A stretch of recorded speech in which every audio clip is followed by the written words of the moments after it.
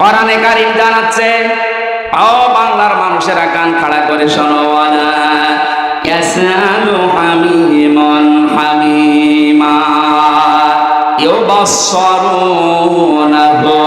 ইয়াওয়াদুল মুজরিমু লাউ ইয়াফতাদি মিন আযাবি ইয়াউমিযিন বিবানি। আল্লাহ পাক বলেন, কোন শহীদের পরিচয় দিতে চাইবে না, যদিও তাদেরকে সম্মুখে হাজির করা হবে, বন্ধুর পরিচয় দেবে না। এমনকি অনেক মানুষ আছে নিজের অপরাধ ঢাকতে মুক্তিপণ হিসাবে বাঁচার জন্য নিজের সন্তান পর্যন্ত আল্লাহর কাছে বলবে, আল্লাহ মুক্তিপণ হিসাবে দিয়ে দিলাম। বলেন নাউজুবিল্লাহ।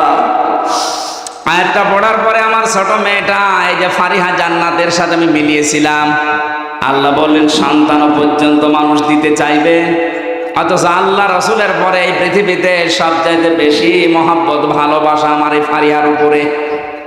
এত ভালোবাসা জেলখানায় থাকার পর ওর বেশি বেড়ে গেছে, কারণ ওরা আমি 1 বছর রেখে গিয়েছিলাম, এখন 4 বছর বয়স ওর। এত ভালোবাসা জন্মিয়েছে, ওরে চোখের আড়াই করলে বারবার মোবাইলে আমি দেখে নেই, অথচ আল্লাহ বলছে ফারিহাকে হামজা কিয়ামতে আল্লাহর কাছে বলবে, আল্লাহ এইটাও দিয়ে দিলাম, আমাকে ছাড় দে। সাহিবাতিহি ওয়া আখি, মানুষ তার নিজের স্ত্রীকে নিজের ভাইকে বলবে, আল্লাহ এগুলো দিয়ে দিলাম। অফাসিলাতিহি আল্লাতী তুবি, নিজের জ্ঞাতি গোষ্ঠী, নিজের দলের লোক, রাজনৈতিক আশ্রয় যারা, সামাজিক আশ্রয় যারা, পারিবারিক আশ্রয় যারা তাকে দিত, এই গোষ্ঠীর লোক পর্যন্ত মানুষ বলবে, আল্লাহ সব দিয়ে দিলাম। অমান ফিল আরদি জামিআ, দুনিয়ায় যত সম্পদের মালিক ছিলাম সব আমি দিয়ে দিলাম, আমারে আপনি বাঁচান। এ কথা মানুষ বলবে। এ সাক্ষী দিচ্ছে কে বলেন তো? আরো জোরে বলেন। একটা কালকে আমি আরো বেশি বিশ্বাস করে ফেলেছি, এখনো বিশ্বাস ছিল আগেও। এই পাঁজি সেলিমের যে কান্নাকাটি হাউমাউ করে জজের সামনেও যা করছিল, আমার মনে হচ্ছিল যদি ও বলতে পারতো, কথা তো বলতে পারে না, নৌকা বলতে গেলে হৌকা বলে, মুখ দিয়ে কথা এরকম বের হয় না। ও যদি কথা ভালোভাবে বলতে পারতো তাহলে বলতো, জজ সাহেব আমার যত সম্পদ আছে সব আমি দিয়ে দিলাম, আমার এই মামলা থেকে মুক্তি দেন। কিয়ামতের ময়দানেও তো মানুষের বিরুদ্ধে মামলা হবে, কি হবে বলেন বলেন? এই মামলা থেকে, অভিযোগ থেকে অব্যাহতি পাওয়ার জন্য মানুষ নিজের সন্তান, স্ত্রী, ভাই, জ্ঞাতি গোষ্ঠী, সম্পদাদি সব দিতে চাইবে, বিনিময়ে চাইবে যে আমারে মুক্তি দেন। আল্লাহ বলেন, কাল্লা ইন্নাহা লাযা, কখনোই না, তোর আমি লাজাই দেব। ও মাগুরাবাসী, লাজা কি? এটা জাহান্নামের একটা দরজার নাম। জাহান্নামে একটা দরজা 7টা, তার 3 নাম্বার দরজার নাম হচ্ছে লাজা। এত ভয়ঙ্কর, এত কঠিন এই জায়গাটা, আল্লাহ নিজে পরিচয় দিচ্ছে, নাজ্জাআতাল লিশাওয়া। এখানে প্রবেশ করার সঙ্গে সঙ্গে মানুষের চামড়া খসে যাবে।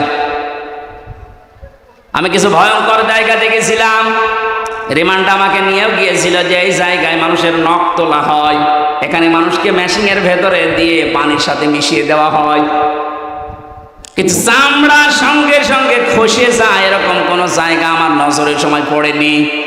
অথচ আয়াত দ্বারা আল্লাহ জানিয়েছেন, নাজ্জাআতাল লিশাওয়া। কি করেন কি এগুলো মোনাজাতের আগে দেওয়া যায় না? আরে ভাই যা করে আমি তো দেখেন, যাবো তো না জায়গা মতো।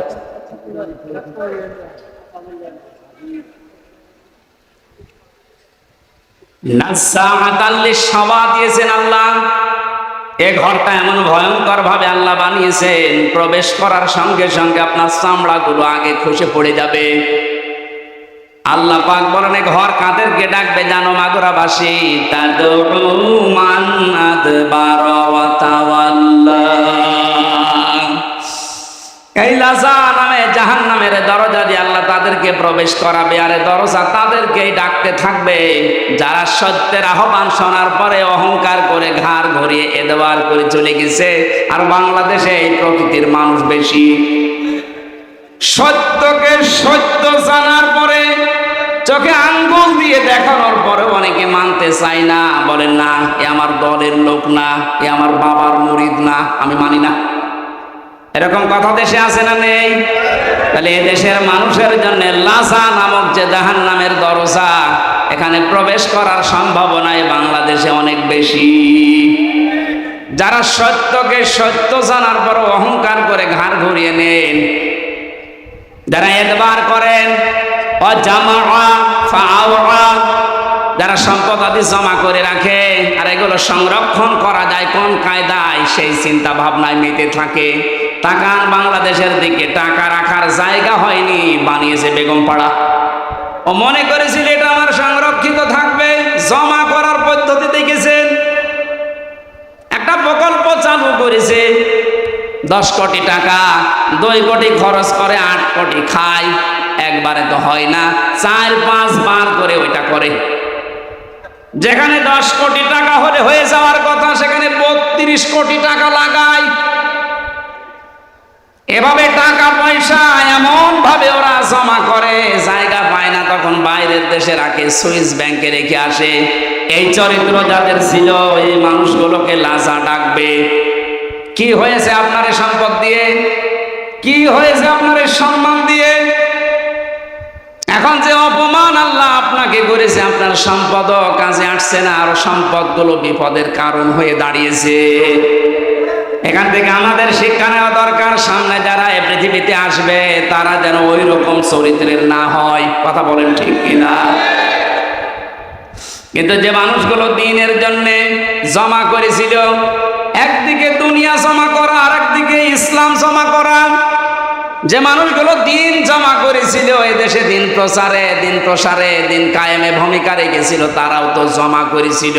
আল্লামা সাইদির নাম বলছে, আমি নিজে দেখেছি লোকটাকে 10টা দিন, আমি 10 মিনিট ছিলাম ওনার সাথে। এই মানুষটার যে আমল আখলাক আর যে হাসি, ওনাকে অনেকে বলছে মরে গেছে না, মরান শহীদ হয়েছে, কারণ ওনাকে মেরে ফেলা হয়েছে। ওনার মুখের ওই হাসি প্রমাণ করে যে ওনারে মেরে ফেলা হয়েছে। এর পেছনে আন্তর্জাতিক কিছু ষড়যন্ত্র আছে। যারা মেরেছেন যদি সত্যতা প্রমাণ করতে চান, ওই ডাক্তার মোস্তফা জামানকে নিয়ে আসেন। ওরা ডিম দেওয়া লাগবে না, শুধু ডিম দেখাবেন, সব বলে ফেলবেন। কথা বলে না কেন? সুতরাং কোরআনের পাখিকে যারা বলেন, ভাবেন, মনে মনে করেন উনি মরে গেছে না, মরা না, উনি শহীদ হয়েছে, উনি জীবিত, উনি আল্লাহর কাছে কিয়ামত পর্যন্ত খাবার পাবে।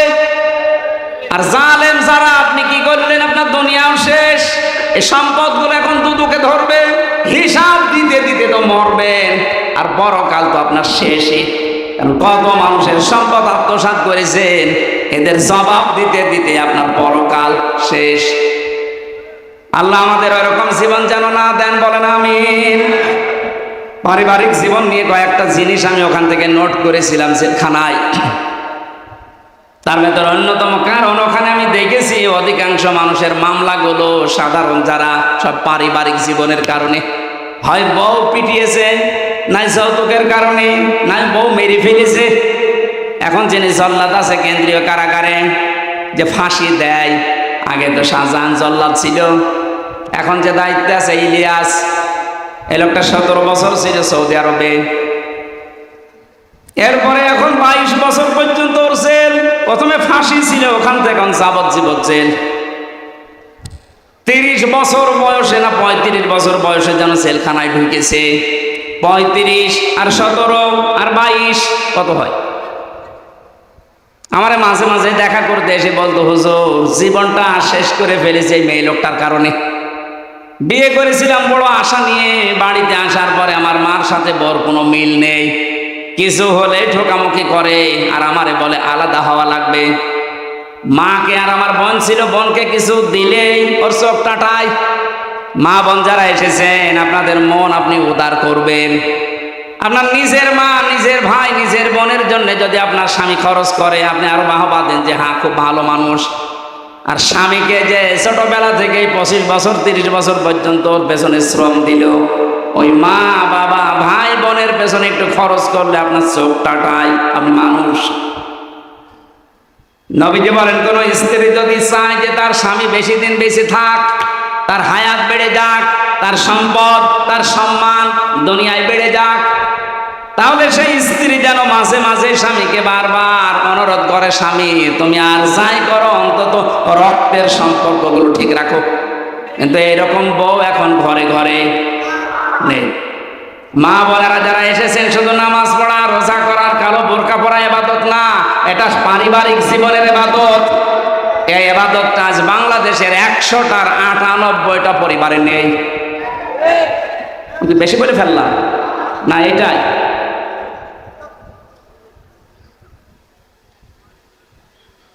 রাঙ্গামাটি গিয়েছিলাম 18 সালে, লংগদ থানায়। আসার সময় আমার বলছে, হুজুর চলেন বৃদ্ধাশ্রম দেখে আসি। যে দেখি এক কলেজের প্রফেসর মায়ের পা ধরে কাঁদছে। ডাক দিয়ে বললাম, স্যার কি হয়েছে? আমাকে পরিচয় করিয়ে দিলেন যে এক কলেজের স্যার। মা তাকে ডাক দিচ্ছে, সন্তান আমি যখন মারা যাব তখন আমার মাথার উপরে ফ্যানটা তুই পাল্টিয়ে নতুন ফ্যান লাগিয়ে দিবি। ছেলেটা প্রশ্ন করছে, মা তুমি তো মরেই যাবা, তখন আবার ফ্যান কি হবে? মা বলে, বাবারে আজ 3 মাস আমি এখানে আসি, এই ফ্যানটা ঘোরে না। আমি কর্তৃপক্ষকে বলেছিলাম, যেহেতু তুই টাকা পয়সা দিস না এই জন্য ওরা ফ্যানও লাগিয়ে দেয় না। আমার সাথে তুই যা করলি, আমার তো মনটাই গিয়ে বলছে তোর সন্তানও কিছুদিন পরে তোর এখানে রেখে যাবে। কিন্তু তোর তো ফ্যান ছাড়া ঘুম হয় না, তুই তো গরম সহ্যই করতে পারিস না।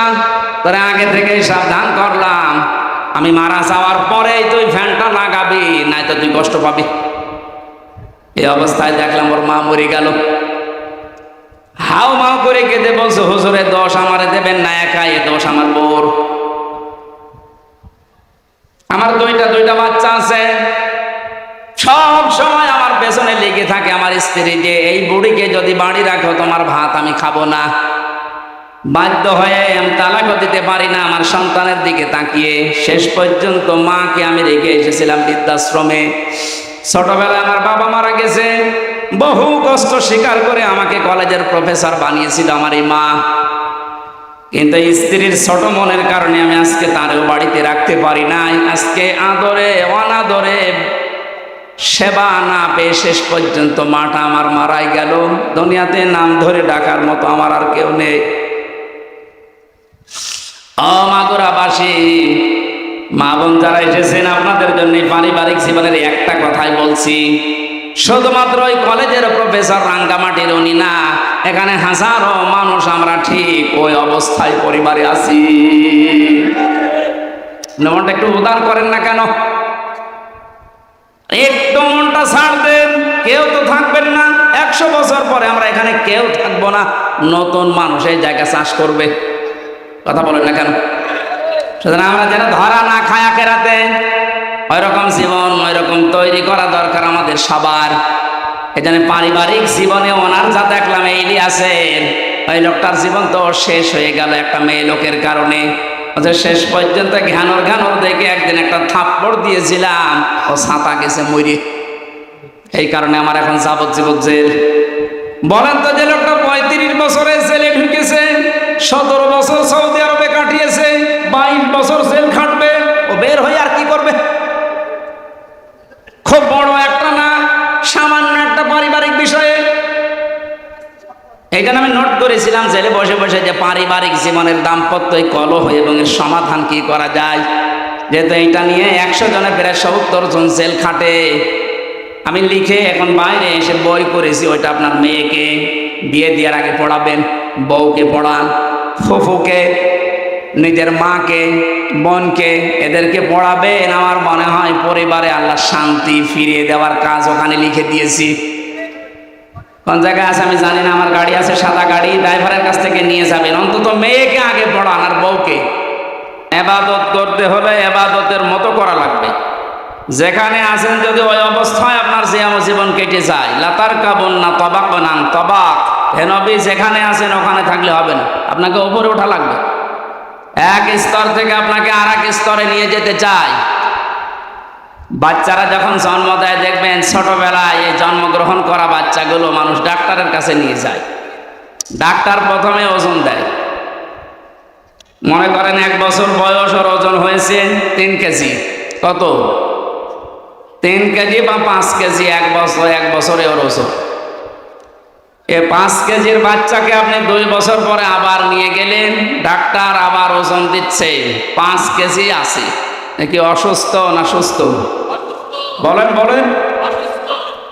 জন্মের পর থেকে আমরা মনে হয় এদেশে মুসলমান হয়ে, যেহেতু জন্মগ্রহণই করেছি মুসলমানের ঘরে, আর 96% মুসলমান এই দেশে আছে, এই কারণে এরকম অনুষ্ঠানগুলো আমরা অন্তত এদেশে আবহমান কাল থেকে চলে আসতেছি। আমরা কয়েকদিন আগে একটা জরিপ পেয়েছি, মক্কা থেকে মদিনায় ইসলাম যাওয়ার আগে মুহাম্মদুর রাসূলুল্লাহর সাহাবী এবং নবীজির মামাতো ভাই এই বাংলাদেশে ইসলাম অলরেডি নিয়ে এসেছিলেন। এই বাংলাদেশ, ভারত, পাকিস্তান এই এলাকাতে একটা মসজিদের সন্ধান পাওয়া গেছে উত্তরাঞ্চলে। তার মাটি পরীক্ষা করে দেখা গেছে এই মসজিদটা 1473 বছর, আর এই 7 বছর কত হয়? 80 বছর। আপনি নবীজির জন্মের যে হিসাবটা আছে যদি হিসাব করে দেখেন, যারা গবেষণা করছে তারা বলছে যে সময় এই মসজিদের এখানে প্রতিষ্ঠা, মৃত্তিকা গবেষণাগারের রিপোর্ট অনুযায়ী বিশ্ব নবী ওই সময়ও দুনিয়ায় 3 বছর বেঁচে ছিলেন।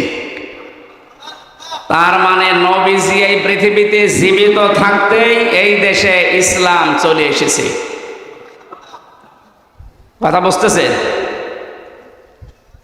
যেহেতু ইসলাম অনেক আগের শিকড় গেড়ে আছে এখানে, সেই হিসাবে বহুদিন থেকে কোরআনের আলোচনা ধারাবাহিকভাবে এখানে চলতেছে, চলবে ইলা ইয়াউমিল কিয়ামা। এখন এটা দেওয়ার সময়, এখন আমরা কখন খাবো এটা? সে রংপুর এলাকার মানুষ, রংপুরের এলাকার মানুষকে আমরা একটু উল্টা পাল্টা নামে ডাকি। আমরা খুলনা বিভাগের লোক, আমার বাড়ি এই পাশে কুষ্টিয়া। খুলনা বিভাগের যে 10টা জেলা, বাংলাদেশে যত জেলা আছে সবচেয়ে বেশি ভালোবাসি আমি এই 10টা জেলা, এরপরে বাইরে।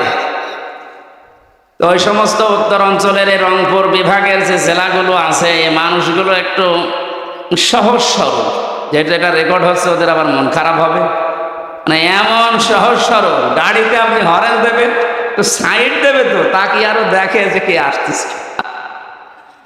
আমি আসার পরে এনার কাছে বলেছিলাম যে একটা লবঙ্গ দিয়ে, কারণ সময় পাইনি খাবার খাওয়া, একটা লবঙ্গ দিলে এখন নিয়ে এসে দিচ্ছে। এখন কখন খাবো?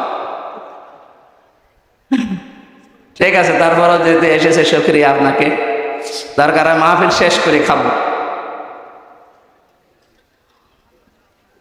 এই জন্য আবহমান কাল থেকে যে নিয়ম নীতির সাথে আমরা অভ্যস্ত, তার ভেতরে আজকের এই অনুষ্ঠানটা অন্যতম। কথা বলে না কেন? এই 53 বছর স্বাধীন হওয়ার পর থেকে অন্তত আমরা এভাবে চলতেছি কোরআনের আলোচনা, এর আগেও এভাবে চলতেছে। 53 বছর আগেও আপনি যা শুনেছিলেন, এখনো কোরআনে কারিমের আলোচনা ওইভাবে, হয়তো ধাঁচ পাল্টিয়েছে, শুনতেছেন। এর আগেও আপনার ওজন ছিল ওই 5 কেজি, 53 বছর পরে এখনো আপনার ওজন 5 কেজি। আপনি কি সুস্থ না অসুস্থ? অন্তর্বর্তীকালীন সরকারের প্রধান উপদেষ্টা যিনি, ডক্টর মোহাম্মদ ইউনূস, উনি যেই দিন চেয়ারে বসেন ওই দিনের পরেই ঘোষণা দিয়েছেন, বাংলাদেশে অন্যান্য ধর্মের অনুষ্ঠান যেভাবে চলে, মুসলমানদের কোরআনের আলোচনা চলতে কারো প্রয়োজন, অনুমতি নেওয়ার প্রয়োজন নেই। এই তাকবীর দেওয়ার কি হলো? কথা বোঝেন?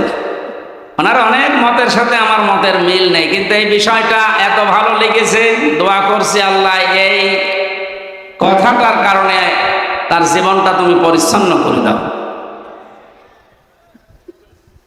স্বাধীন এবং পরাধীন শুধু নাম শুনতাম, বাস্তবে 15-16 বছরে আমরা যে অবস্থার সম্মুখীন হয়েছিলাম, একটা স্বাধীন জাতি দাবি করতাম চেতনা নিয়ে, অথচ আমরা ছিলাম পুরা পরাধীন। এ কথা বলেন না কেন?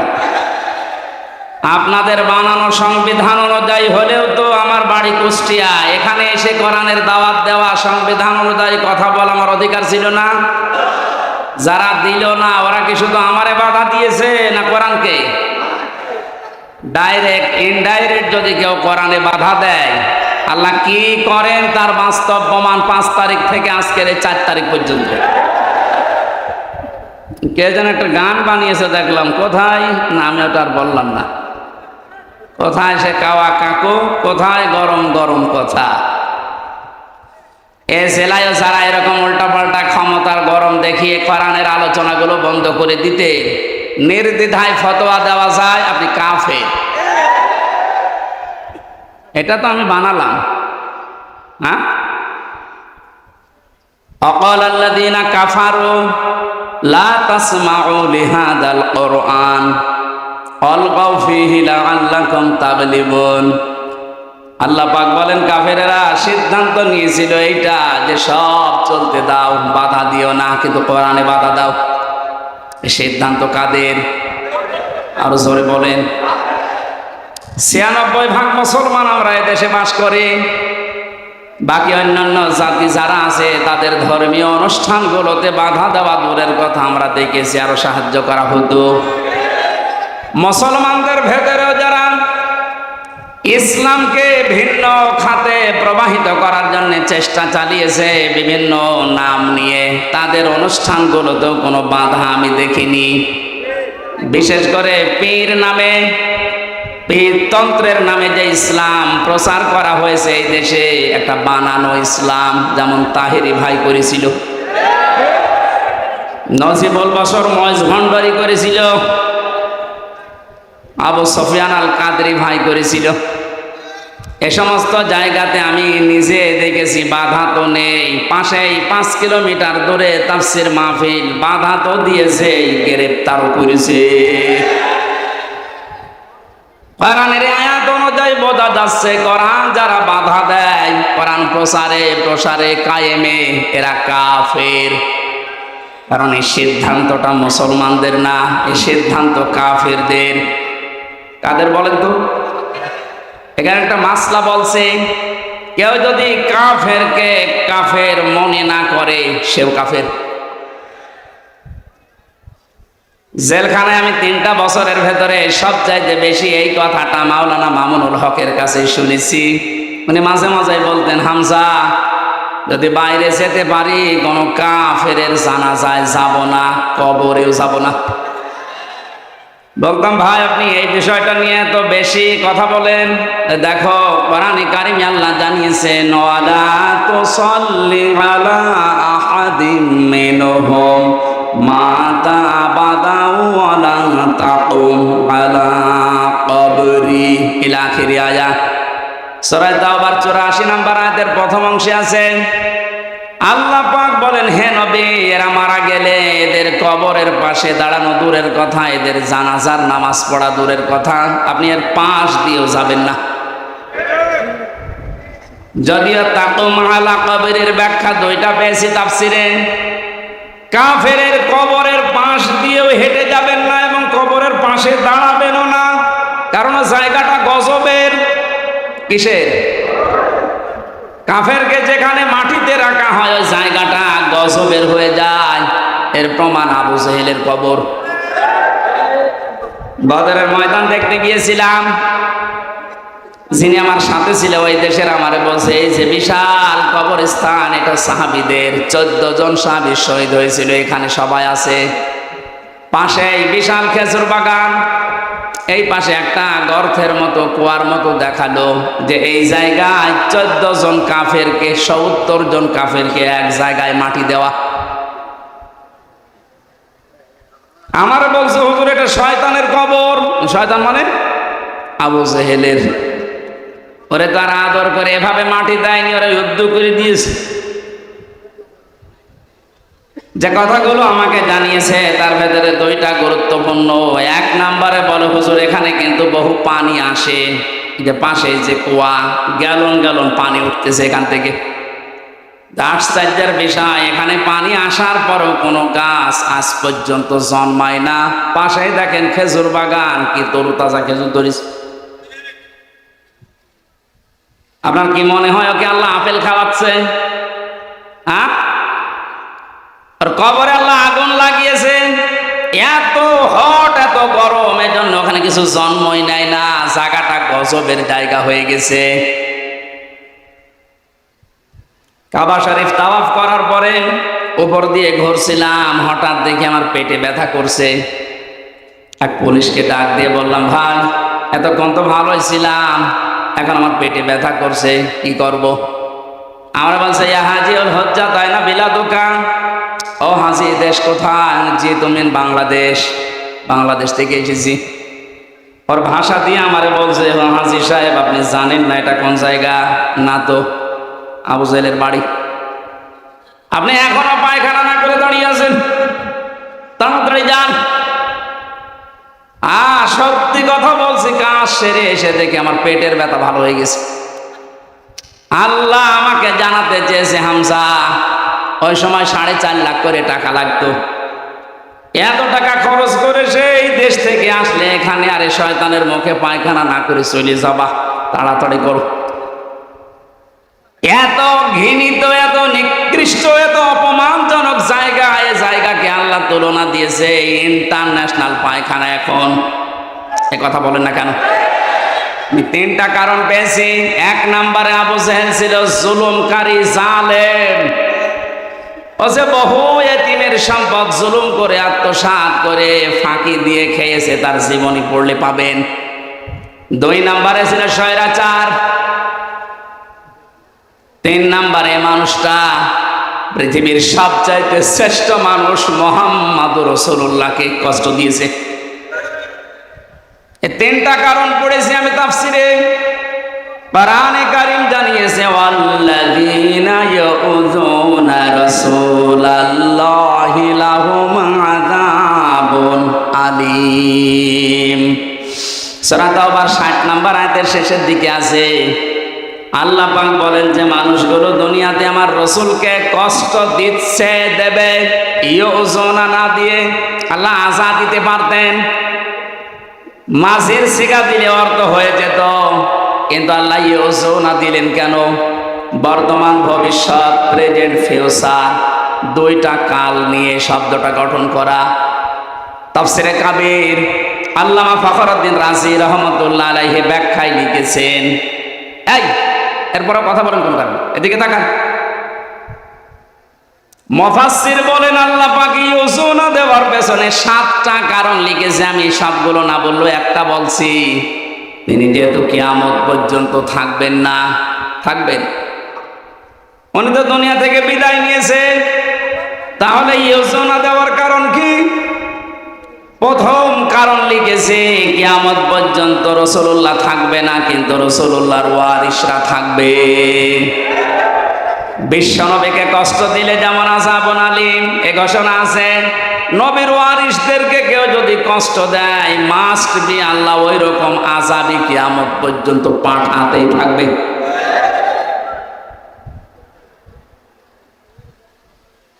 এই আয়াত অনুযায়ী বোঝা যাচ্ছে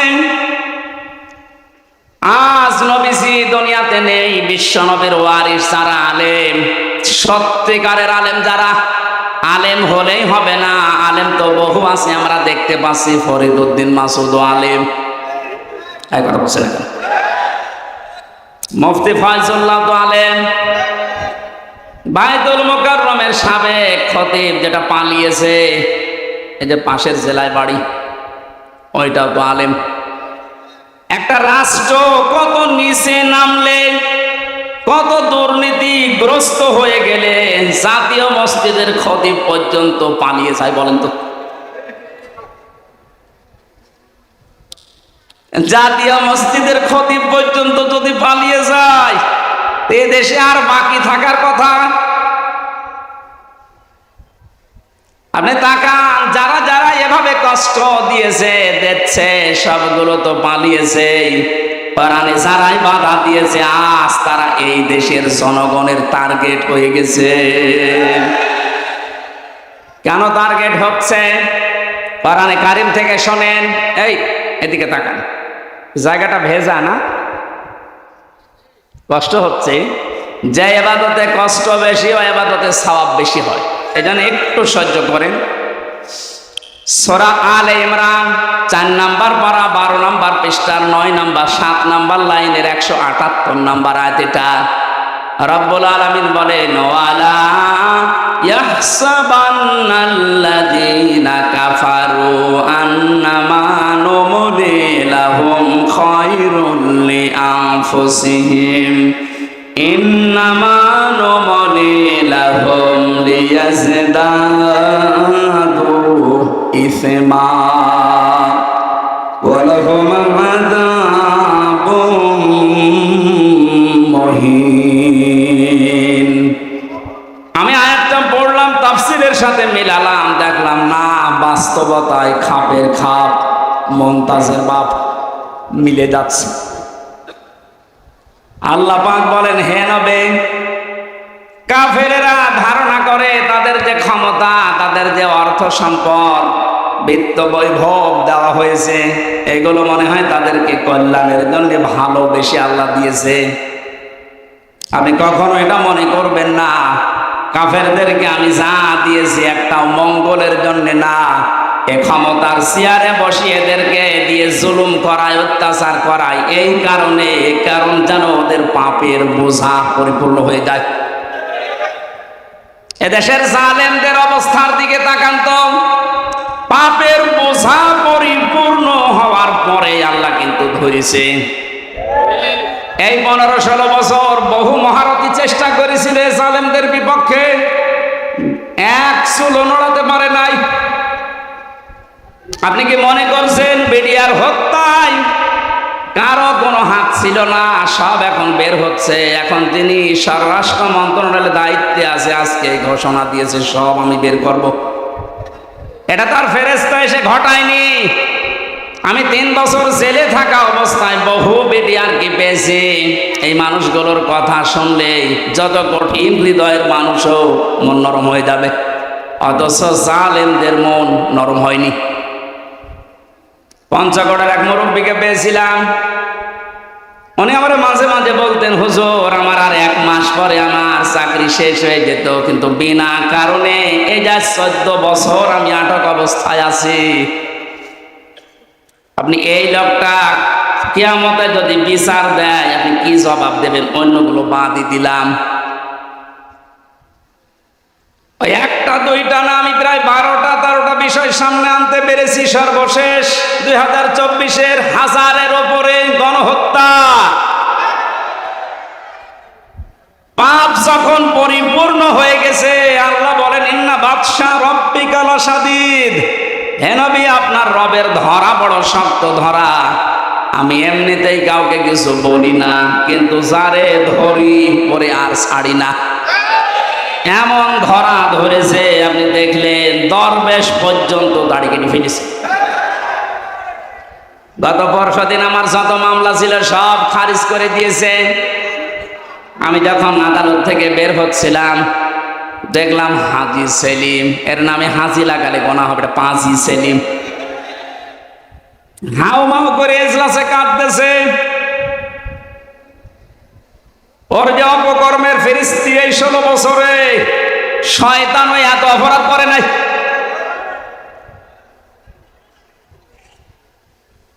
এমন ধরা আল্লাহ ধরেছে, অপমান কারে বলে আয়াতের শেষে ছিল আলাহুম আযাবুম মুহিন। আল্লাহ পাক বলেন আমি তাদেরকে অপমানজনক শাস্তি দেব, যেটার বাস্তব প্রমাণ কালামানিক। এরকম অপমান মনে হয় ফেরাউনও হয়নি। ফেরাউন ডুবে মরে গেছে, কিন্তু ওর বিসি হলে এর বিসি পর্যন্ত শেষ। আর কি হারাবেন আপনি? আর বিসি না উড়ে গোড়া থেকে উড়ে গেলে ভালো হইতো। যতগুলো অপমান আমরা দেখতে পেলেন, এই যে হারুন আঙ্কেল 3 ইঞ্চি, এই লোকটা অপমান হওয়ার পেছনে আমি যতটুকু দেখেছি, আমার সাথে ওই ছোট হুজুরটা ছিল প্রথমে 2 মাস, ওই যে মাদানি রফিকুল ইসলাম মাদানি মাওলানা আমারে বলছিল, হামজা ভাই ভাই বলে এই জন্য কারণ ওর বয়স আমার বয়স সেম সেম। ও দেখতে ছোট কিন্তু বয়স আছে। এখন তোর বয়স 30 আর আমার 32। আমারে বলছে, হামজা ভাই আমার রিমান্ডের নামে নিয়ে গেল আমার হাতের ছিলে, রাত 12:30 1টার দিকে 2 পাশে ব্লক করে ওরা উলঙ্গ করেছে আমারে, এক টুকরা কাপড় আমার শরীরে নেই, হাফ প্যান্ট ছিল ওইটাও খুলে নিয়েছে। আমার হাতে একটা সিগারেট ধরিয়ে দিয়েছে, পাশে একটা অর্ধ উলঙ্গ মহিলা থেকে নিয়ে এসে দাঁড় করিয়ে ছবি তুলছে, বলছে এটা সকালে ছড়িয়ে দেব, মানুষ বুঝবে যে হুজুর কত খারাপ। আমার বলছে হুজুর আমার এত অসহায় মনে হচ্ছিল নিজেকে, চোখের পানি ফেলে কাঁদলাম, ডাক দিয়ে বললাম মাবুদ তোমার কোরআন আমি 100% বিশ্বাস করি, তুমি যা দেখলে, তুমি যা দেখলে, যা শুনলে আমি তো জানি, আমি কিচ্ছু জানি না বিষয়, আমাকে যে প্রশ্নগুলো করে এর সাথে আমি ন্যূনতম জড়িত না। সন্ত্রাসবাদী আইনে মামলা দিয়েছে উল্টাপাল্টা করে। এক এসআইকে ডাক দিয়ে বললাম ভাই আমার সাথে আপনারা যা করছেন, রাস্তা তো ব্লক করা, কেউ আসতে পারে না, হারুন স্যার কি জানে? ওই এসআই বলছে হারুন স্যার জানে না মানে উনি তো করাচ্ছে। আকাশের দিকে মুখ দিয়ে বললাম বাবু তোমার আরশের দিকে আমি মুখ করে আমি ছোট হই, কিন্তু আমি একজন আলেম, আমি এখন মজলুম। আর নবীজি জানিয়েছেন মজলুমের দোয়ার আল্লাহর ভেতরে কোনো পর্দা থাকে না। এই বাস্তবতা এবং বিশ্বাস নিয়ে তোমার কাছে বলছি আল্লাহ, জীবনে তোমার কাছে যদি কিছুই কবুল না হয় তবে এই কথাটা তুমি একটু শোনো, আমাকে যেভাবে অপমান করেছে যার নির্দেশে তাকে তুমি কিছু দেখিও। আল্লাহ দেখিয়েছেন জীবিত অবস্থায় 3 ইঞ্চি, মহিলারা পর্যন্ত এখন জিকির করছে 3 ইঞ্চি 3 ইঞ্চি, তার কত নিচে নামাবে বলেন? এত গেল 3 ইঞ্চির হিসাব। আমার মনে হয় যে চেহারা এখনো লুকিয়ে আছে, যদি রাস্তাঘাটে জনগণ পার পিটিয়ে মেরে ফেলবে। এই জালেমকে যদি কেউ সাহায্য করে কথা দিয়ে, সমর্থন দিয়ে, সাপোর্ট দিয়ে, সে আল্লাহর নবীর দল থেকে খারিজ হয়ে কাফের হয়ে যায়। কত বড় ভয়ঙ্কর কথা, তিরমিজি হাদিস। কেউ যদি জালেমকে সাহায্য করে, সহযোগিতা করে, কথা দিয়ে, সাপোর্ট দিয়ে, যেভাবে হোক যদি জালেমকে কেউ সহযোগিতা করে, নবীজি জানিয়েছেন সে আমার উম্মত থাকে না। বাংলার মুসলমানেরা নবীর উম্মতের বাইরে যারা, তারা কি? আরো জোরে নাম ধরা লাগবে। আর সুতরাং জুলুমের সাথে যারা জড়িত ছিলেন, বাংলাদেশ জামাতে ইসলামের শ্রদ্ধাভাজন আমির ডাক্তার শফিকুর রহমান ঘোষণা দিয়েছেন আমরা সাধারণভাবে আমাদের কোনো অভিযোগ নেই, আমাদের রাজনৈতিক দল হিসাবে যত জুলুমের শিকার মাফ করে দিলাম, কিন্তু ব্যক্তিগতভাবে যদি কেউ জুলুমের শিকার হয়ে থাকে আরও যদি প্রতিশোধ নিতে যায় ওই পরিমাণ আমাদের পক্ষ থেকে বাধা নেই। সেই হিসাবে আমি যেহেতু ভিকটিম, আমরা মাটির নিচে রেখেছিল আয়না ঘর, শুধু আপনি নাম শুনেছেন, আর আমি ছিলাম ওখানে 3টা বছর আমাকে ফাঁসির কন্ডেম সেলের ভেতরে তালাবদ্ধ করে 24 ঘন্টা আটক রাখতো সিসি ক্যামেরা দিয়ে। কেউ যেন আমার সাথে কথাও না বলে, দেখাও না করে। এমনকি কারারক্ষী 2-1টা একটু ভালো ছিল, সবাই তো এখন না। 2-1 জন এসে যদি একটু সালাম দিত, ওই যে উপর থেকে ক্যামেরা লাগানো, ওর চাকরি পর্যন্ত চলে যাবে, এইরকম সিস্টেম করেছিল। এত কড়াকড়ি আপনি কেন করলেন? এই জুলুমের সাথে যারা নিযুক্ত ছিল, টপ টু বটন যেই কয়টা, যেহেতু পরশুদিন মামলা পুরাটা আদালত খারিজ করে দিয়েছে, কোনো দোষ আমার পাইনি, তাহলে বোঝা যাচ্ছে বিষয় আমি কিছু জানি না, আমি পুরা নিরপরাধ। কথা বলেন না কেন? নিরপরাধ মানুষকে যারা বেকার 3টা বছর শাস্তি দিল, তাদের বিরুদ্ধে এখন এরকম 3 বছরের শাস্তি আমিও চাই। এখানে কাউন্টার টেররিজমে আছে, কাউন্টার টেররিজমে যারা আছে, এটা মনিরুল, আসাদুজ্জামান, ডিসি মান্নান, বাকিগুলোর নাম আমি নিলাম না, কারণ ওরা অত নিচে নামে নাই। আর একজন নেমেছিল আমার মামলার আয়ু মিজান, গত পরশুদিন আমি কল দিয়েছিলাম যে মামলা তো সব শেষ হয়ে গেল, খারিজ করে দিয়েছে আদালত। বিচারপতি ওটা দেখে বলছে কি দিয়ে বিচার করব, কোনো মাল ম্যাটারিস নেই, যা সব বাদ। ওনারে বললাম এতদিন পর্যন্ত ওনারে স্যার বলতাম, এখন দেখি আমার মোবাইল পেলে আমার উল্টা করে স্যার বলছে। হাও মাও করে কান্না কাটে, বলে কি করা লাগবে হুজুর বলেন, আমার কোনো দোষ নেই। দোষ নেই তে আমারে ধরার পরে আমার বাবার কাছ থেকে 10 লাখ টাকা খেয়েছিস, ওই টাকা ফেরত দে। সবচাইতে বড় বিষয়, যেহেতু আদালতের মাধ্যমে আমি নির্দোষ প্রমাণ হয়েছে, আমার কোনো দোষ নেই। 3টা বছর আমার জীবন থেকে যারা নষ্ট করেছেন, এর সাথে যারাই জড়িত ছিলেন তাদেরও জীবন থেকে আমি 3 বছর নষ্ট করতে চাই। এইটাই নাই বিচার। এটা যদি আপনি না করেন, আগামীতে যারা আসবে এরকম হাজারো হামসার নামে ওরা কারণে অকারণে মিথ্যা সত্য মিলিয়ে মামলা দিয়ে বছরের পর বছর আটক করে রাখবে।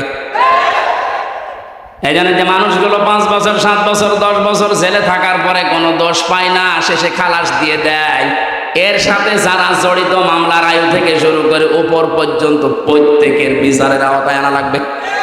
কোন কারণে কিছুই পেলি না, ওর 10টা বছর নষ্ট করলি, তুই বড় জালেম। জালেমের কথা এই কারণে বলছি, কারণে শব্দটা শুনতে যত সহজ মনে হচ্ছে, বিষয়টা অত সহজ না। জালেম আল্লাহর কাছে এত ঘৃণিত, এত নিন্দিত, এত খারাপ, আল্লাহ নিজে বলেন আমি জালেমের বিরুদ্ধে নিজে বাদী হয়ে মামলা দেব। সূরা শূরা 42 নম্বর আয়াত, 25 নম্বর পারার 6 নম্বর পৃষ্ঠার 13 নম্বর লাইনে আছে, ইন্নামাস সাবিলু আলাল্লাযিনা ইয়াজলিমুনান নাস, ইলা আখির আয়াত। আল্লাহ পাক বলেন অবশ্যই আমি আল্লাহ মামলা দেব। ওই আল্লাহ নিজে মামলা দায়ের করবেন, নিজে কেস করবে, নিজে অভিযোগ দায়ের করবেন ওই সমস্ত মানুষদের বিরুদ্ধে, ইয়াজলিমুনান নাস, যারা মানুষ হয়ে মানুষের উপরে জুলুম করেছেন। জালেম যারা, এটা রেকর্ড হচ্ছে, আপনিও শুনতেছেন, যেখানেই লুকিয়ে আছেন কান খাড়া করে শোনেন। জালেম যারা, তাদের দুনিয়াও শেষ, আখিরাতও শেষ। আপনার আর বাঁচার মতো কোনো লাইন নেই যতক্ষণ পর্যন্ত এই মাজলুমরা মাফ না করবে। আর আমার তো যতটুকু বাস্তবতায় ধারণা আমি দেখেছি, বাংলাদেশের 18 কোটি মানুষও যদি আপনাকে মাফ করে দেয়, আয়না ঘরের সাথে যারা জড়িত ছিলেন, ব্যারিস্টার আরমানের বউ আপনাকে মাফ করবে না।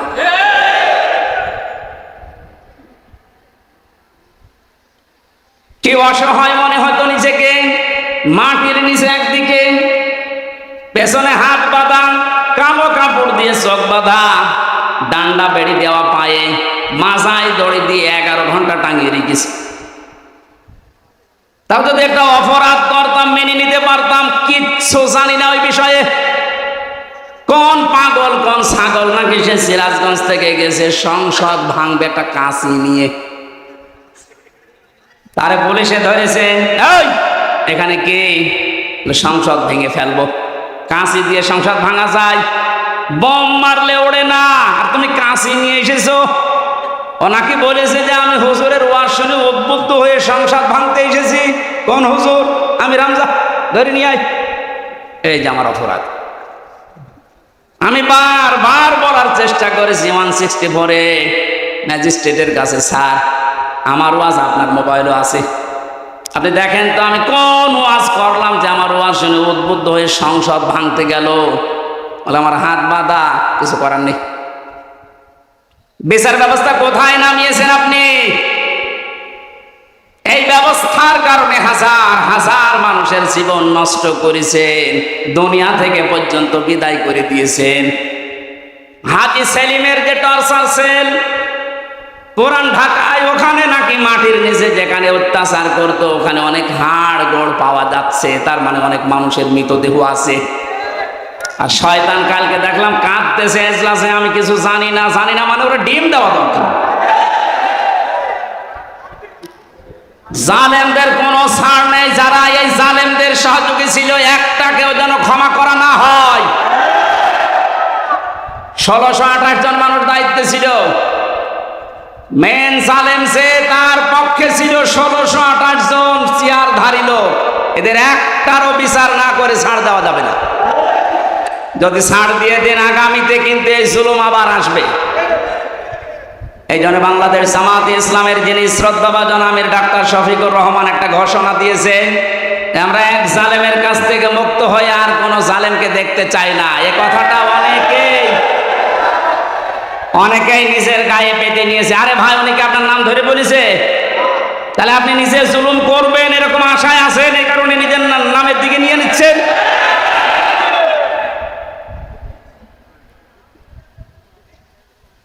জীবিত ওলি দেখেননি জীবনে, মরা ওলি দেখেছে। বিভিন্ন গাছতলায় আস্তানায় শুয়ে আছে, মরা ওলি মনে করে। জীবিত ওলি যদি কেউ বাংলাদেশে দেখতে চান, কোন দরবারে যাওয়ার দরকার নেই, ডাক্তার শফিকুর রহমানের দিকে তাকাবেন, ওটা টাটকা জিন্দা ওলি। আমি নিজে সাক্ষী দিচ্ছি, তার যে ইবাদতের মাত্রা, তার যে ইখলাস, দ্বীনের জন্য যে কোরবানি এবং আল্লাহর প্রতি তার যে তাওয়াক্কুল কোন পর্যায়ের, আপনারে মাথায় ধরবে না। আমি 4 দিন তার সাথে ছিলাম, দেখেছি আল্লাহ মানুষকে এরকম ধৈর্য দেয়। তার ছেলেটা ওই সময় জেলখানায়, তার বউ অসুস্থ, তার দলের লোক হাজার হাজার লক্ষ লক্ষ পালিয়ে বেড়াচ্ছে, অধিকাংশ জেলখানায়। সব কিছু তাদের শেষ 15 বছরে, অথচ লোকটার ভেতরে কোনো টেনশন, কোনো চিন্তা, কোনো চাপ নেই। এত কষ্ট করে জেলখানায় থেকে হাজিরা দিয়ে যখন আদালত থেকে আসতো, বলতাম স্যার একটু ঘুমিয়ে নেন। এই যে 12-13 ঘন্টা 15 ঘন্টা পর্যন্ত এত কষ্ট করে এসে কিছুক্ষণ তেলাওয়াত, কিছুক্ষণ জিকির, কিছুক্ষণ দরুদ শরীফ পড়ে কয়েক ঘন্টা ঘুমিয়ে, এরপরে দেখতাম তাহাজ্জুদের নামাজে যতটুকু পারে পড়ে, এরপরে উনি যে সেজদায় পড়ে যেত 30 মিনিট, 40 মিনিট, 50 মিনিট, 1 ঘন্টা, 1.5 ঘন্টা একটা সেজদায় কাঁদতে কাঁদতে, মুরব্বী মানুষ, চোখের ভুরু পর্যন্ত পাকা, দাড়ি পাকা, ভিজে ভিজে পানি পড়ছে সেজদায়। আপনি ওলি দেখতে চান, অধিকাংশ গুলো ফজরের নামাজ পড়ে না। আর এই লোকটার তাওয়াক্কুল আর কষ্ট শিকার দেখেছেন কোন পর্যায়ের। একদিন বলেছিলাম যে স্যার, এখানে দুষ্ট কিছু মানুষ আছে, তারা মোবাইল নিয়ে এসে দেয় চুরি করে। এটা রেকর্ড হচ্ছে তো, এই জন্য গোপন কথা বলা যাচ্ছে না। ভেতরে আবার ঝামেলা বেড়ে যাবে না। ওখানে সব ধরনের সিস্টেম করে, মানুষ কি করবে, এখন অসহায় তারা। বললাম যে আপনারা আমি ওইভাবে একটা ছোট মোবাইল নিয়ে এসে একটু বাড়িতে খোঁজ নেন। আমারে বলছে, হামজা কার খোঁজ নেব? কেন? আপনার ছেলে ছেলে, আপনার বউ অসুস্থ, আপনার দলের লোক সব পালিয়ে বেড়াচ্ছে। আমারে যে কথা শুনিয়েছে, আমার জীবন ভরে গেছে। আমারে বলছে, হামজা ধরা পড়ার সময় আমি নিজেই প্রস্তুতি নিয়েছিলাম, 24 ঘন্টায় আমি প্রস্তুতি নিয়ে থাকি কখন ওরা আমারে ধরে নিয়ে যাবে।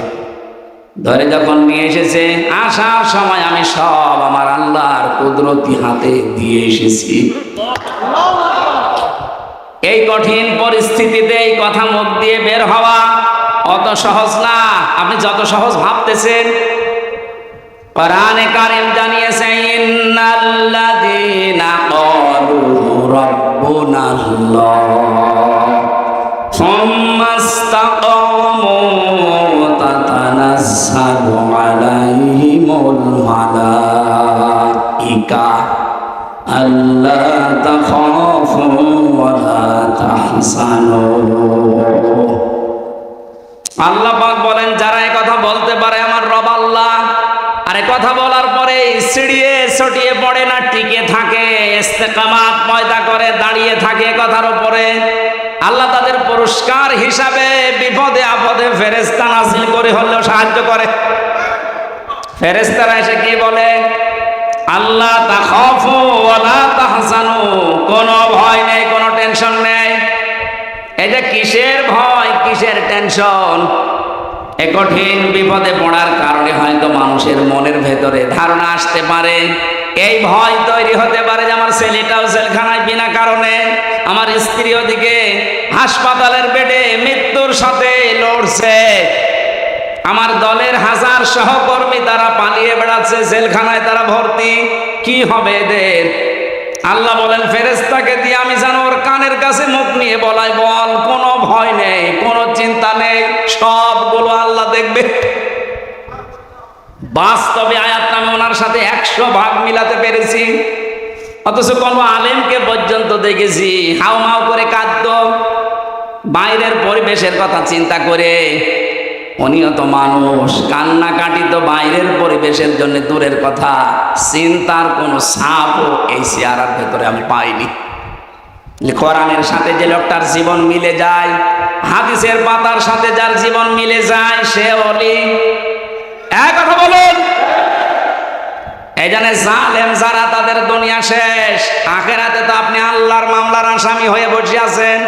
যিনি বিচার করবেন, যিনি রায় দেবেন, তিনি যদি মামলার বাদী হয়, কে দাঁড়াবে আপনার পক্ষে?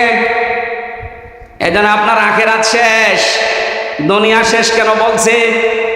কারণ জালেমদের বিরুদ্ধে যখন মজলুম কিছু বলে, ওটা সঙ্গে সঙ্গে আল্লাহর কাছে পৌঁছিয়ে যায়, কোনো পর্দা থাকে না। আজ অনেকেই সুর তুলছে যে জালেমরা যা করেছে মাফ করে দেন না। জালেমদের মাফ করলো আল্লাহ মাফ করবে না। আল্লাহু লা ইয়াহদিল কওমাস সালিমিন, বহু জায়গায় আল্লাহ জানিয়েছেন ইয়াহদি, এটা মোজারে।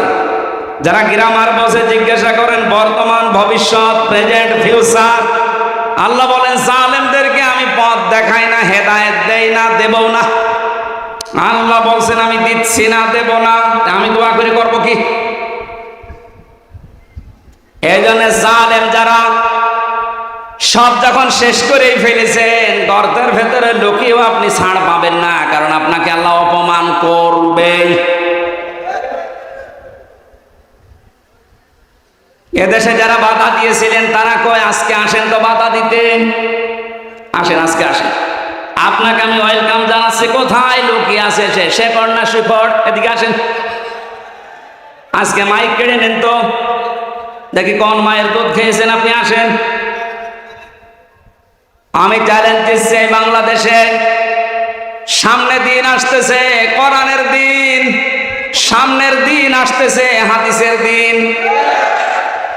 আগস্ট মাসের 5 তারিখের আগের জরিপ ছিল আমার কাছে, এদেশের 100 জনের মাত্র 15 থেকে 16 জন মানুষ চাইতো যে কোরআন দিয়ে, ইসলাম দিয়ে এই বাংলাদেশটা চলুক। কয়জন? 100 জনের সর্বোচ্চ 15 থেকে 16 জন। অথচ 5 তারিখের পরে আজকে 4, এই 30 দিনে গতকালকের রাতে 12:30টার রিপোর্ট পেয়েছি এই দেশে, তাও যে সে রিপোর্ট করে নাই, নির্ভরযোগ্য রিপোর্ট এটা। এদেশে এখন 100 জনের 35 জন মানুষ চাচ্ছে দেশে ইসলাম দিয়ে চলুক। সময়টা একটু বৃদ্ধি হতে দেন। 100/51 মানুষ যখন চাইবে যে দেশে ইসলাম দিয়ে চলুক, কোনো মহারথী আর বাধা দিয়ে পার পাবে না। এই জন্য এখন আমাদের খুব সতর্ক, ছোটখাটো কোনো বিষয় নিয়ে যেন ঝামেলায় না জড়াই। আমার এক ওস্তাদ বলছিলেন, একটা হোস্টেলে 100 ছেলে থাকে, খাবার সকালে নাস্তা দেওয়া হয়, রুটি পাউরুটি, রুটি আর কলা। এর ভেতরে কিছু মানুষ সুর তুলেছে, আমরা সকালবেলায় নাস্তা আর খাবো না, নাস্তার মেনু পাল্টাতে হবে। হোস্টেলে যিনি দায়িত্বে আছে ডাক দিয়ে বলছে ঠিক আছে আমি পাল্টাবো, তবে কে কোনটা বেশি খেতে চায়, যে বেশি হবে ওই দিকে আমি রায় দেব। ভোটের সিস্টেম করেছে, রায় যখন এসেছে 20 জন চাই ওই আগেরটাই কলা পাউরুটি, 18 জন চাই খিচুড়ি, 15 জন চাই রোল। এভাবে ভাগ করতে করতে দেখা গেল 20-এর সংখ্যা আগে যা ছিল। এবার আপনি বলেন তো 20 বাদ দিলে 100-র ভেতরে থাকে কত? আরো জোরে, 80 জন যদি সব একমত হতো, এ নাস্তার মেনু পাল্টানো সহজ ছিল না কঠিন ছিল? এ বাস্তবটা এখন আমাদের সামনে। এদেশে নাস্তিক, মোরতাদ, রাম, বাম, এই ইনু নুনু, এ মেনন আর কালামানিক বেশি না। এরা যা চাচ্ছে, এরা খুব মিলে হলেও 20 জন হবে। আর আমরা যারা টুপিওয়ালা, আমরা 80 জনের উপরে। ওই 15 জন 18 জন 16 জন গুলো না করে আমরা যদি সব এক হতে পারি, নাস্তার মেনু এতদিন যা চলছে এটা পাল্টানো সম্ভব। কারণ এই 53 বছরে বাবা চালিয়েছে, আমরা দেখেছি। আমি দেখি না, মুরব্বীরা দেখেছে, কারণ আমার তো 32। স্বামী চালিয়েছিল, আমি দেখি নাই, মুরব্বীরা দেখেছে। চাচা চালিয়েছিল, সকালে এক কথা বলতো, বিকেলে আর এক কথা। সেও দেখলাম 9 বছর। ববু চালিয়েছিল বিভিন্ন কায়দায়, ভাবিও চালিয়েছিল। এক কথা বলেন, সবারটাই দেখেছি। এখন শুধু বাকি আছে এ কোরআন দিয়ে সংসদ চললে কেমন দেখা যায়।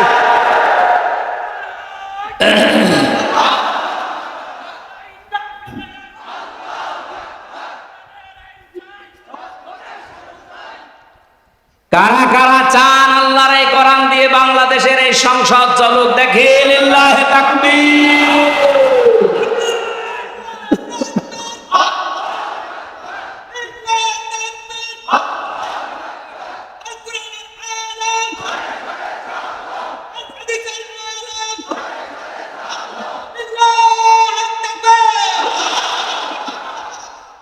এই জন্য আমরা 80 জন যেহেতু আছি, আমরা যেন এই মত পার্থক্য ছোটখাটো বিষয় নিয়ে, কেউ 15 জন, কেউ 16 জন, কেউ 18 জন, তাহলে কিন্তু ওই 20 যা এসেছে ওইটাই থেকে যাবে। হ্যাঁ, কথা বলেন না কেন? আমরা আর কোনো ছোটখাটো বিষয় নিয়ে মত পার্থক্য করতে চাই না। আমাদের এক যে কোরআন দিয়ে সংসদ চলবে, সেই আসুক। এটা অনেক জালেমরা তো বুঝেছিল, পালিয়েছে। অনেক মুনাফিক এখন অনেকে মুনাফিকি করছে, বুঝতেছে, এই জন্য সুর তুলছে, না এভাবে আর চলতে দেব না, তাড়াতাড়ি তাড়াতাড়ি। কিসের তাড়াতাড়ি? আপনি কি স্বাধীন করে দিয়ে গেলেন? যারা স্বাধীন করেছে তারা যা বলবে তাদের ওটা অনুযায়ী দেশ চলবে। এদের যদি 3 মাস হয়, 3 বছর হয়, 6 বছর হয়, 10 বছর হয়, হোক, কোনো অসুবিধা নেই।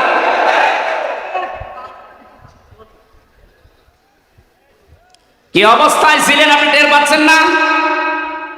কয়েকদিন আগে বাংলাদেশ জামাত ইসলামী কুষ্টিয়া জেলা শাখার উদ্যোগে 500 আলেমকে ডাক দিয়েছিল, সব ঘরনা। 3.5 ঘন্টা আলোচনা হয়েছে, কোনো বাধা নেই, যে যার মতো কোরআন হাদিস দিয়ে বলেছে। আপনি বলেন তো, আগস্টের 5 তারিখের আগে 500 না 5 জন আলেম এক জায়গায় হলে টিকে থাকতে পারতো? কোথায় ছিলেন আর কোথায় এসেছেন? মুনাফিকি করা বাদ দেন। জীবন যারা দিয়ে গেল, আজ ওদের বিরুদ্ধে অনেকে ফতোয়া তুলছে। বৈষম্য বিরোধী ছাত্র আন্দোলনে যারা শহীদ হয়েছে, এরা নাকি শহীদ না, বুক পেতে আত্মহত্যা করেছে। শয়তানি করার জায়গা পাচ্ছ না? শহীদ যারা, এদেরকে যদি কেউ মুখ দিয়ে বলে যে না এরা শহীদ হয়নি, এটা পুরা কোরআনের বিরুদ্ধের কথা। সূরা বাকারা 154 নম্বর আয়াত, ওয়ালা তাকুলু লিমান ইউকতালু ফি সাবিলিল্লাহি আমওয়াত বাল আহইয়াউ ওয়ালাকিন লা তাশউরুন। সূরা বাকারার 154 নম্বর আয়াতে আছে, হে নবী, মুখ দিয়ে কোনো দিন এই কথা যেন কেউ না বলে যারা মারা গেছে, না ওরা শহীদ হয়েছে, ওরা মারা গেছে, কথা বলবেন না। কারণ যারা শহীদ হয় ওরা জীবিত, কিন্তু তোমরা টের পাও না। তাই মানুষ যেহেতু মুখের পরে অন্তরে ধারণা করতে পারে, আল্লাহ ধারণার উপরে নোটিশ দিয়েছে, ওই আলা তাহসাবান্নাল্লাযীনা কুতিলু ফি সাবিলিল্লাহি আমওয়াতা বাল আহইয়াউন ইনদা রাব্বিহিম ইরযাকুন। সূরা আলে ইমরান 169 নম্বর আয়াত। আল্লাহ পাক বলেন, মুখে তো বলবি না, ধারণাও করবি না যে যারা শহীদ হয়েছে ওরা মরে গেছে, না, এই ধারণাও করা জায়েজ নেই, হারাম। কেন? বালা হইয়া ওরা জীবিত। ওরা কি? আরো জোরে বলেন, ইনদা রাব্বিহিম ইরযাকুন, তারা আল্লাহর কাছে রিজিক পাচ্ছে। আমি কয়েকদিন আগে গিয়েছিলাম শহীদ আবু সাঈদ রংপুরের কবর জিয়ারতে এবং বাড়ি দেখতে। ওর বাবা এসে আসার পরে জিজ্ঞাসা করলাম, ছেলে মেয়ে কয়টা? 6টা ছেলে, এটাই ছোট ছিল। ও ছোটবেলা থেকেই প্রতিবাদী, অন্যায় দেখলেই কিছু নেই হাতে তারপরও প্রতিবাদ করত। এত বড় জুলুমের বিরুদ্ধে প্রতিবাদ করার জন্য যেটা হাতে নিয়েছিল, কোন অস্ত্র ছিল? কি ছিল? একটা গাছের ডাল। আরে কালা মানিক বলছে না, ওর হাতে অস্ত্র ছিল। ডাল যদি অস্ত্র হয়, তুমি যে কলা পাতায় শুয়েছিল এটা অস্ত্র?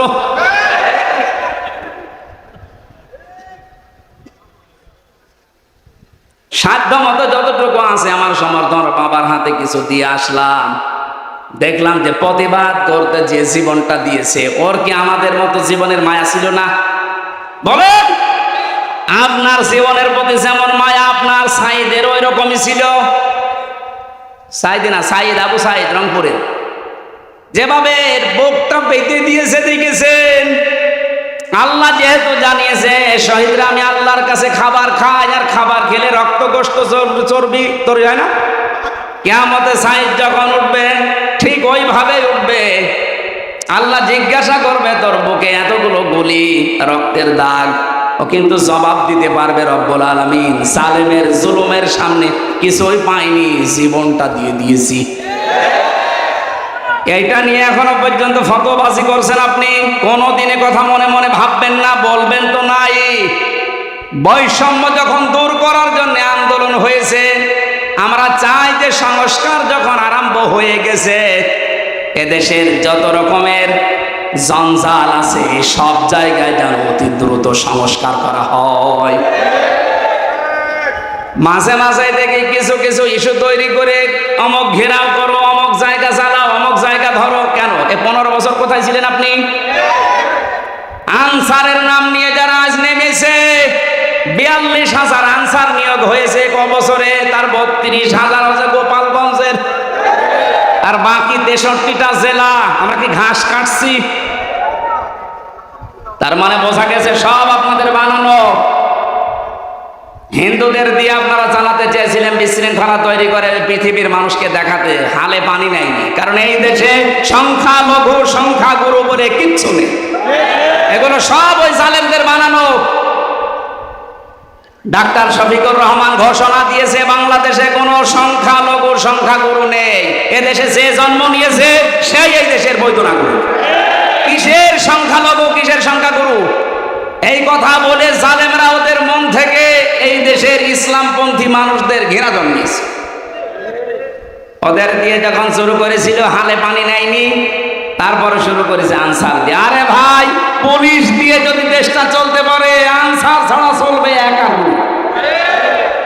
যদিও আমি পুলিশ প্রশাসনে যারা আছে তারা এখন সবাই খারাপ না, কয়েকটা লোকের জন্য আজ এই বিভাগের উপরে মানুষের যে রাগ। আমার নিচতলায় ভাড়া ছিল এক পুলিশ, 5 তারিখের পর থেকে কোথায় যে গেছে আল্লাহ জানে আর ও জানে। ওখানে 14 জন মারা গেছে আমার বাড়ির সামনে, পুলিশ এইভাবে অস্ত্র ঠেকিয়ে মেরেছে। এজন্য মানুষের এত রাগ, থানা পর্যন্ত পুড়িয়েই দিয়েছে।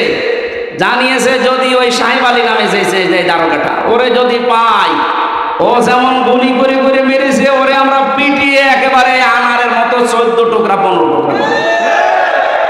ভয়তে আজও পালিয়েছে, কালও পালিয়েছে। কিন্তু আমার বাড়িতে যে ছিল, ও ছিল রাস্তার পুলিশ, ওই ট্রাফিক পুলিশ, কিন্তু ওই ভয়ে পালিয়েছে।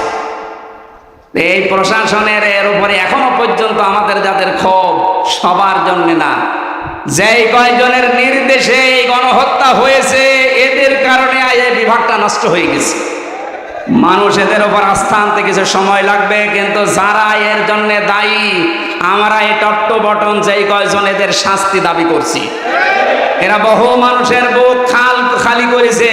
এদের জন্য আয়না ঘরে হাজার হাজার মানুষের হাড় পাওয়া যাচ্ছে। আপনার বিবেক জীবনও সায় দেবে না যদি আয়না ঘরের দৃশ্য দেখেন। একটা মানুষ এত শক্ত হতে পারে? আমার সাথে যে আলেমটা ছিল মুফতি ফখরুল ইসলাম, মানে মাঝে মাঝে রাতের বেলা দেখতাম কেঁপে উঠছে। কি ভাই, কি হয়েছে? ভাই আমার ওই আয়না ঘরের কথা মনে হয় মাঝে মাঝে। এই পায়ের নিচ দিয়ে হাত দিয়ে সামনে যে রড ঝোলানো আছে, রডের সাথে দিয়ে হ্যান্ডকাপ দিয়ে লাগিয়ে রাখতো। 1-2 ঘন্টা না, দিনের পর দিন, মাসের পর মাস। আমার মাঝে মাঝে মনে হতো আল্লাহ, এই দুনিয়াতে মনে হয় সবচাইতে বড় নিয়ামত যে একটু শুয়ে থাকা। এটা যে কত বড় নিয়ামত আমি ওই ঘরে থেকে বুঝতে পেরেছি। টয়লেট করার জন্য মানুষ মাত্র দেড় মিনিট সময় দিত, খাবার খেতে দিত কয়েক মিনিট, তাও খাবার নাকি মনে হচ্ছে কে মাখিয়ে দিয়েছে। অর্ধেক কষা অর্ধেক ভালো, 4-5টা তরকারি একসাথে দিয়ে এক বাটির ভেতরে, খেলে খান না খেলে যা।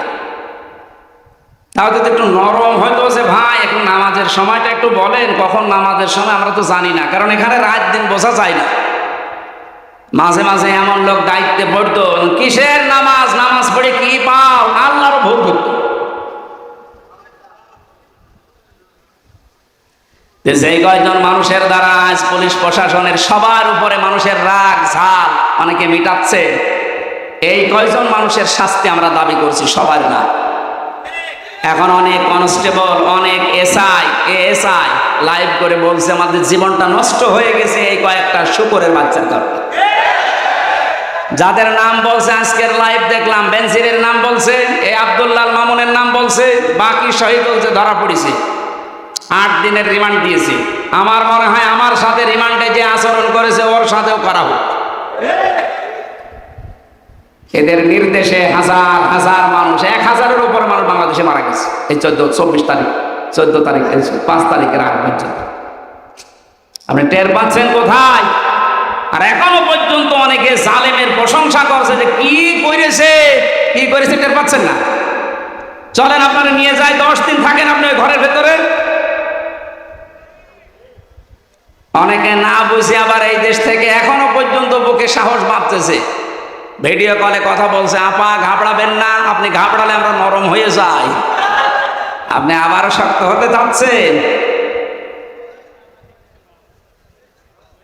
ইনোরে যেভাবে কিক মেরেছে, আপনি যদি এখনো শক্ত হতে চান আপনার ভাগ্যে ওই রকম কিক আছে না। জালেমরা আর মাথা উঁচুকে দাঁড়াতে পারবে না এই দেশে, কারণ কোরআনের ঘোষণা হচ্ছে জালেমরা অতি শীঘ্রই তাদের জুলুমের জন্য কাঁদবে। কালকে আমি হাউমাউ করে কাঁদতে দেখলাম হাতে 5 সেলিমকে। এই জন্য কোনো মানুষ জুলুম করবেন না, খুব মারাত্মক অপরাধ এটা। এর চাইতে বড় অপরাধ আর দুনিয়ায় নেই, তার দুনিয়াও শেষ, আখিরাতও শেষ।